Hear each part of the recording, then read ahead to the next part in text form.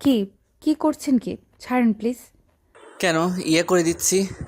আপনাকে আমি এসব করতে বলেছি? প্লিজ আমাকে ছাড়ো। তুমি তো পারছিলে না, তাই আমি তোমাকে হেল্প করছি। তাই বলে আপনি এমন করবেন? আপনি জানেন না আপনি আমার কাছে আসলে আর এসব করলে কেমন কেমন লাগে? যা বাবা, তুমি পারবে না, তোমাকে হেল্প করলেই দোষ, আবার না করলেও দোষ। কি একটা বিপদে ফেলে বলো তো। তারপরও আপনাকে কি বলেছি নাকি এসব পড়তে? আপনি জানেন না আপনি আমার কাছে এসে আমাকে এভাবে স্পর্শ করতে শুরু করলে আমার ভেতর কেমন কেমন যেন সৃষ্টি হয়। আমার নিজেকে পাগল বলে মনে হয়। আমি আবার কখন তোমাকে টাচ করলাম? তুমি বললে, তাই আমি তোমাকে হেল্প করছি, আবার বলতেছো টাচ করছি। কখন করলেন তাই না? যতবার আমাকে শাড়ি পরানোর নামে আমার কাছে আসছেন, এই শাড়িটা ঠিক করে দেওয়ার চেষ্টা করছেন, ততবার আপনি আমার শরীরে দুষ্টু দুষ্টু চিন্তাভাবনা নিয়ে টাচ করছেন। এগুলো কি টাচ করার নাই নাকি? তাই তাহলে তো সবটা বুঝতেই পারছো। আর তাছাড়া তুমি আমার বউ, তোমাকে আমি টাচ করতেই পারি, তাহলে এতে এত অবাক হওয়ার কী আছে, কিংবা লজ্জা পাওয়ার কী আছে? আর তুমি বলছো তোমার কাছে আসলে আমি এসব করতে শুরু করি। তুমি তো আমার স্ত্রী, তোমার সাথে আমি এসব করতেই পারি, তাহলে এটা অস্বাভাবিকের কী আছে বলো? কিন্তু আপনি আমার কাছে এসে এসব করলে আমার অনেকটা অস্বস্তি ফিল হয়। আপনি সেটা বুঝতে পারেন না। আপনি যতবার আমার কাছে এসে এগুলো করতে শুরু করে দেন, আমার মধ্যে কেমন একটা কারেন্ট বয়ে যায়। আপনি যতবার আমাকে এই সাহায্য করার নামে টাচ করেন, ততবার আমার মধ্যে যেন এক শিহরণ বয়ে যায়, যেটা আমি আপনাকে বলে বোঝাতে পারি না। তোমার কি মনে হয় সবার ক্ষেত্রে শিহরণটা কাজ করে? তাহলে সেটা ভুল ধারণা। তুমি আমাকে ভালোবাসো, ওই জন্য আমার স্পর্শগুলো পেতেই তোমার শরীরের মধ্যে অজানা অনুভূতির জেগে ওঠে। তোমার মধ্যে একটা ভালোবাসার ঝড় বয়ে যায়। তোমার ইচ্ছে করে আমাকে কাছে টেনে নিতে, কিন্তু তুমি লজ্জায় সেটা বলতে পারো না। উল্টো বলো যে তোমার অস্বস্তি ফিল করছে। কি করব? আপনি যতবার আমাকে এভাবে স্পর্শ করেন, ততবার আমার মধ্যে এরকমটা হয়। আমি নিজেকে আটকে রাখতে পারি না। বললামই তো, পাগল পাগল মনে হয়। তার উপর যখন আপনি আমাকে আদর করতে শুরু করেন, তখন তো আমার মরে যেতে ইচ্ছা করে। তুমি কি একটু বুঝতে পারো না? তুমি কি এতটাই অবুঝ? আসলে তুমি আমাকে ভালোবাসো, কিন্তু এটা মুখে বলতে পারছো না। পিচ্চি বউ, তুমি না আমাকে প্রচণ্ড পরিমাণে ভালোবাসো, ওই জন্য তখন তোমাকে আদর করতে শুরু করি। তুমি আমাকে আটকে রাখতে পারো না, আর উল্টো আমার বুকের সাথে শক্ত করে জড়িয়ে ধরে রাখো। এটা যে তোমার ভালোবাসা, সেটা কি তুমি বুঝতে পারছো না পাগলি বউ? ঈশানের কথাতে চুপচাপ হয়ে ড্যাব ড্যাব করে ওর দিকে তাকিয়ে রইল। সিনথিয়াকে দেখতে একটু পিচ্চিদের মতো হলেও ওর বয়সটা 17। তাছাড়া ওর মধ্যে অত বেশি ম্যাচিউরিটি নেই, যেটা এই 17 বছর বয়স একটা মেয়ের মধ্যে থাকে, কিংবা ওই টাইপের মেয়েরা যত বেশি সব সম্পর্কে জানে। সিনথিয়া তো অতটা জানে না, কিন্তু ঈশান ওকে বিয়ের পর থেকে শিখিয়ে পড়িয়ে দিচ্ছে। 3টা মাস হলো ওদের বিয়ে হয়েছে, আর ঈশান সিনথিয়াকে প্রচণ্ড পরিমাণে ভালোবাসে। কারণ প্রথম দেখাতে ওর প্রেমে পড়ে গিয়েছিল। আর সিনথিয়া যে ঈশানের আপুর ননদ, সেটা হয়তো আপনারা বুঝতেই পারছেন। তো সিনথিয়ার এরকম সৌন্দর্য, ওরকম বাচ্চামি ভাব দেখে ঈশান ওর প্রেমে পড়তে বাধ্য হয়েছিল। কারণ সিনথিয়া সহজ সরল, ওর মন ওকে দূরে যেতে বাধ্য করতে পারছিল না, উল্টো ওকে মায়ায় ফেলে দিয়েছিল। ঈশান সিনথিয়া থেকে দূরে থাকতে পারছিল না, উল্টো ওর সাথে ভালোবাসার কথাগুলো বলতে শুরু করেছিল, ওকে বোঝানোর চেষ্টা করছিল, কিন্তু সিনথিয়ার জন্য ওকে এড়িয়ে যেতে পারলেই বাঁচে। সিনথিয়া ওকে এটুকু বুঝতে পারতো ঈশান ওকে পছন্দ করে। ঈশান ভালোবাসার কথা বলে, আর সিনথিয়া এতটাও অবুঝ নয় যে বুঝতে পারে না। কিন্তু অবাস্তব ঘটনা ঘটেছিল সেদিন, যেদিন ঈশান সিনথিয়া থেকে প্রপোজ করে। আর সেদিন সিনথিয়ার আব্বু আম্মু ওদেরকে দেখে ফেলে।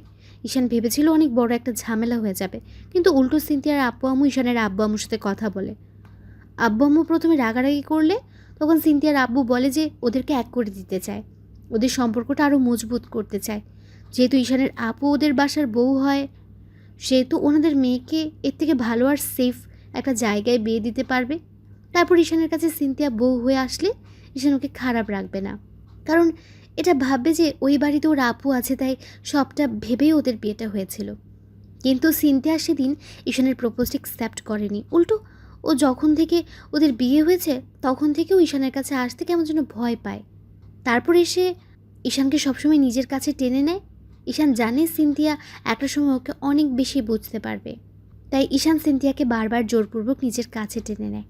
তো সিনথিয়া কথা বলছিল না দেখে ঈশান ওর মুখের পাশে একটা হাত রেখে তারপর ওর কপালে আলতো করে ঠোঁট জোড়া ছোঁয়াতেই সিনথিয়ার হাত থেকে শাড়ির কুচিটা পড়ে গেল।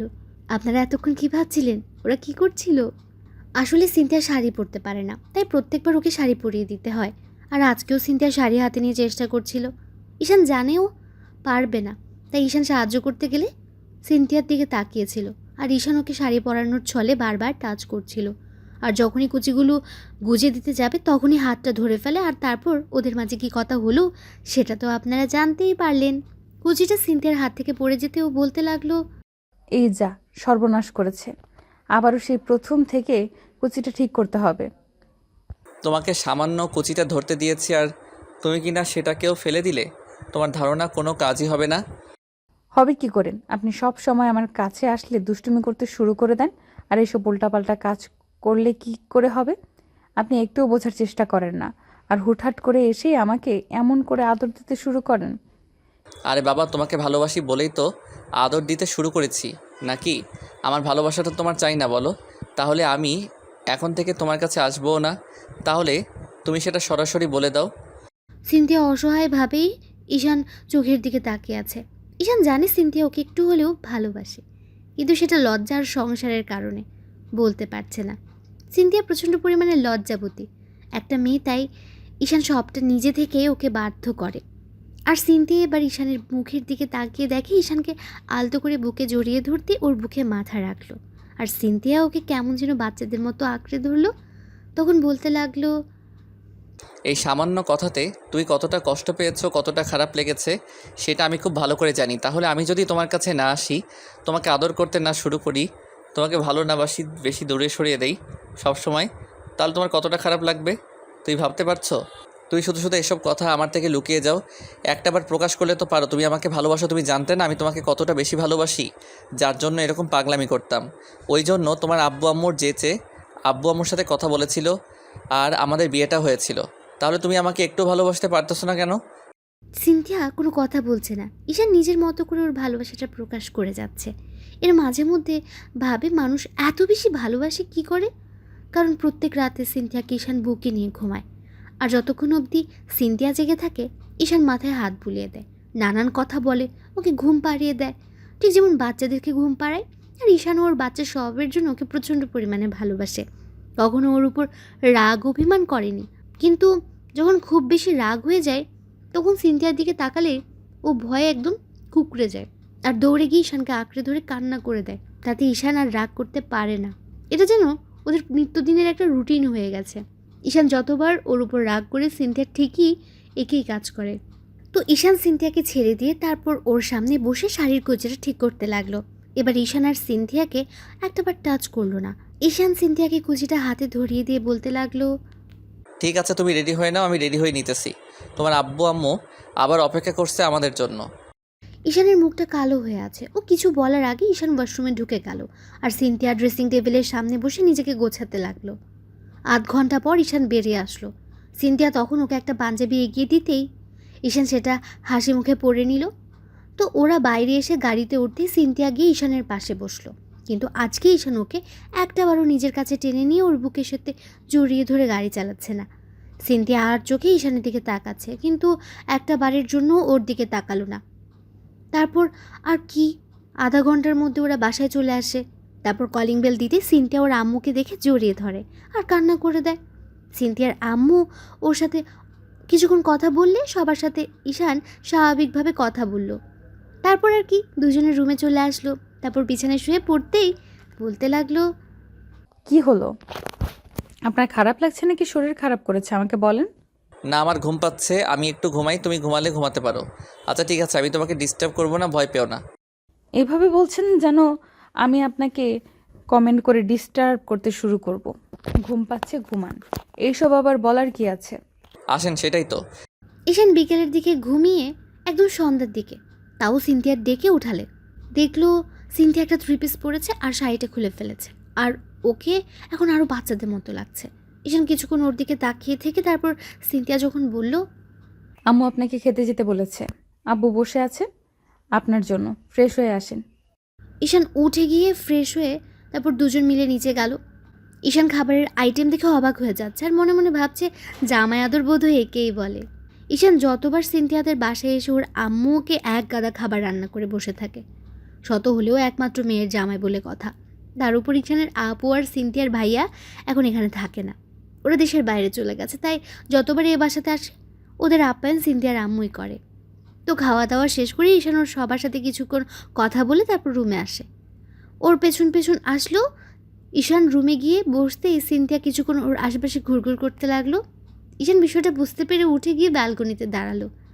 এবার সিনথিয়া ভাবতে লাগলো, কি ব্যাপার, কি হলো? উনি কি আমার উপর রেগে আছে? তখন কথাগুলো এভাবে বলাতে উনি আমার উপর অনেক বেশি অভিমান করেছে। কিন্তু আমি কি করব? আমি তো এই কথাগুলো অমন করে বলতে চাইনি। তাহলে তখন আমার চুপ করে থাকাতে আমি ওনাকে ভালোবাসি কথাটা না বলাতে এভাবে কষ্ট পেয়েছি। সিনথিয়া আকাশ কুসুম ভেবে তারপর ব্যালকনিতে গিয়ে ঈশানের পাশে দাঁড়ালো। তারপর ওর দিকে একবার তাকালো না। তখন সিনথিয়া বলতে লাগলো, আচ্ছা, ঘুমাবেন না? তাছাড়া আপনার তো কালকে অফিস আছে, অফিসে যাবেন না? না, ঘুম আসছে না। আর অফিস থেকে ছুটি নিয়েছি। আপুকে বলেছি অফিসে যেতে, কারণ তোমাদের বাসায় যতবার এসেছি ততবার তুমি মন খারাপ করে থাকো। কারণ আমি নাকি কাজের ব্যস্ততা দেখাই, ওই জন্য যতদিন এখানে থাকবো ততদিন এখানে সবার সাথে সময় দিব। ঈশানের কথাতে সিনথিয়া অনেক খুশি হলো। তারপর মুচকে একটা হাসি দিতে ঈশান একটা দীর্ঘ নিঃশ্বাস ফেলে বলতে লাগলো, একটা কথা জানো কি, আমরা তাকেই বেশি ভালোবেসে ফেলি যাদের কাছে আমাদের কোনো মূল্যই নেই। এই ধরো তোমার কাছে, আমি নিজে থেকে 6টা মাস তোমার জন্য পাগলামি করেছি, কতবার প্রপোজ করেছি তার ঠিক নেই। আর সেই যেদিন প্রপোজ করলাম তোমার আব্বু আম্মু সবাই দেখে ফেললো। ভেবেছিলাম অনেক বড় ঝামেলা হবে, কিন্তু উল্টো ওরা আমাদের এক করে দিল। ভেবেছিলাম তুমি আমাকে বিয়ের পর ভালোবাসতে পারবে, তাই তোমাকে জোর করে নিজের কাছে টানতাম, কিন্তু জানতাম না তুমি আমাকে একটু ভালোবাসো না। ঈশানের এমন কথাতে সিনথিয়ার খুব খারাপ লাগলো। ঈশান একটা দীর্ঘশ্বাস ফেলতেই সিনথিয়া ওকে জড়িয়ে ধরে কান্না করে দিল আর বলতে লাগলো, কে বলেছে আমি আপনাকে ভালোবাসি না? প্রচণ্ড পরিমাণে ভালোবাসি আপনাকে। আপনি বারবার এসব কথা বলে আমাকে কষ্ট দেন কেন? আমি লজ্জার কারণে আপনাকে বলতে পারি না, কিন্তু আজকে লজ্জা শরম সব দূরে রাখলাম, কারণ আপনি আমার স্বামী। আপনাকে এই কথাগুলো না বললে আপনি তখন থেকে কষ্ট পাচ্ছেন। আমি আপনার কষ্টটা দেখতে পারি না। আপনি যত খুশি আমাকে কষ্ট দেন, তারপরও নিজে কষ্ট পাবেন না প্লিজ। সিনথিয়ার কথাগুলো বলে নাক টানতে লাগলো। ঈশান আর দেরি না করে 2 হাতে ওকে শক্ত করে জড়িয়ে ধরে ওর মাথায় আর কপালে অনেকগুলো চুমু দিয়ে বলতে লাগলো, এই পাগলে, এই সামান্য বিষয়ের জন্য কান্না করা লাগে? দেখি তাকাও আমার দিকে, এত কান্না করতে হয়? তুই জানো না তোমার সামান্য চোখের পানিটা আমি সহ্য করতে পারি না? আর তুমি এত বেশি কান্না করছিলে, প্লিজ কান্না করো না কলিজা। আমি আর কখনো তোমাকে এমন করে কষ্ট দিব না। দেখি তাকাও একটাবার আমার দিকে। সিনথিয়ার কান্না থামছে না। এজন্য ঈশান ওকে জোর করে ছাড়িয়ে নিয়ে তারপর ওর চোখের পানিগুলো মুছে দিল। তারপরও সিনথিয়া কান্না করেই যাচ্ছে। তখন ওর চোখের পাতায় 2টা কিস করতে সিনথিয়া শুধু ফুপিয়ে উঠতে লাগলো। সিনথিয়া চোখ জোড়া বন্ধ করে রাখাতে ওর চোখ দিয়ে পানি পড়ছিল না। জড়িয়ে ধরলো আর বলতে লাগলো, জানেন, আমি ভাবতাম ভালোবাসা বলতে কিছু নেই, আর সেটাই জেনে আসতাম, কারণ আমার বান্ধবীরা বলতো। কিন্তু আপনাকে যে এত বেশি ভালোবেসে ফেলবো সেটা আমি ভাবতে পারিনি। আর আপনাকে যে ওই সময় কথাগুলো না বলাতে আপনি এত বেশি কষ্ট পাবেন আমি জানতাম না। না হলে কখনো আমি এমনটা করতাম না। আচ্ছা বাবা, ঠিক আছে, আর কষ্ট পেতে হবে না। তুমি কষ্ট পেলে আমার কি কষ্ট লাগে না বলো? আমি তো তোমাকে রিয়েলাইজ করানোর জন্য এইভাবে কথাগুলো বলেছি। এখন কান্না থামাও। থামছে না তো, আপনি জানেন না আমি একবার কান্না করতে শুরু করলে থামাতে পারি না। তাহলে আপনি কেন কষ্ট দিলেন? তাহলে আপনি থামিয়ে দেন। ঈশান মুচকে একটা হাসি দিয়ে সিনথিয়াকে ছাড়িয়ে নিয়ে কোলে তুলে নিল। সিনথিয়া লজ্জা পেয়ে বুকে মুখ লুকালো। তখন সবাইকে উদ্দেশ্য করে বলল, আপনার প্লিজ এখানে আর দাঁড়াবেন না, এখান থেকে চলে যান, না হলে আমার পিচ্চি বউটা লজ্জা পাবে। আমি এখন ওকে অনেক বেশি ভালোবাসবো, কারণ অনেকক্ষণ কান্না করেছে তো। আদর না করলে বউটা শান্ত হবে না। ধন্যবাদ সবাইকে আমাদের পাশে থাকার জন্য।